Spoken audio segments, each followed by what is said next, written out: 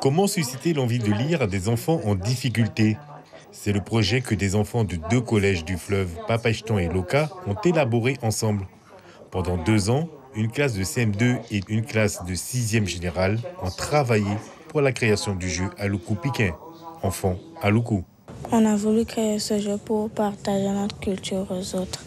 Le concept de ce jeu, c'est d'aller trouver le trésor et de un peu parler d'autre chose. Ils vont te poser un peu des questions de couleurs. Et, il y a des trucs qui sont écrits en aluku, parfois en français. L'idée est née d'une collaboration avec une enseignante de l'école primaire de Loka.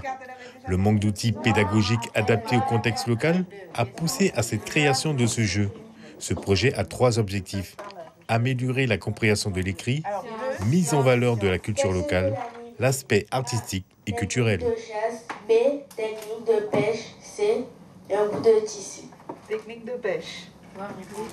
Bravo. On va continuer. Ce jeu a été entièrement fait par les élèves. On est parti un petit peu du principe du jeu de loi, mais les enfants ont recréé des règles, se sont appropriés les règles. Les CM2 travaillaient dessus, ensuite les 6e reprenaient et rebondissaient sur ces règles, les peaufinaient, les amélioraient, les modifiaient un petit peu. Et nous avons fait intervenir donc différents artistes. Monsieur Chapa Franz, qui est un artiste tembéman local. Donc tous les tembés ont été faits par les enfants eux-mêmes avec cet artiste. Alexis Arnaud qui nous a aidé un petit peu sur les différents graphismes. Et l'association CASLab, que nous remercions encore, qui sont intervenus au niveau de l'impression 3D, puisque toutes les pièces du jeu ont été également faites par les enfants eux-mêmes. C'est aussi une façon de découvrir une autre culture. L'association souhaite développer ce jeu un peu partout, dans les autres établissements scolaires. C'est le but surtout de l'association, et je crois qu'on doit travailler de nouveau ensemble pour pouvoir poursuivre et à la survie de ce jeu. C'est pas le tout de...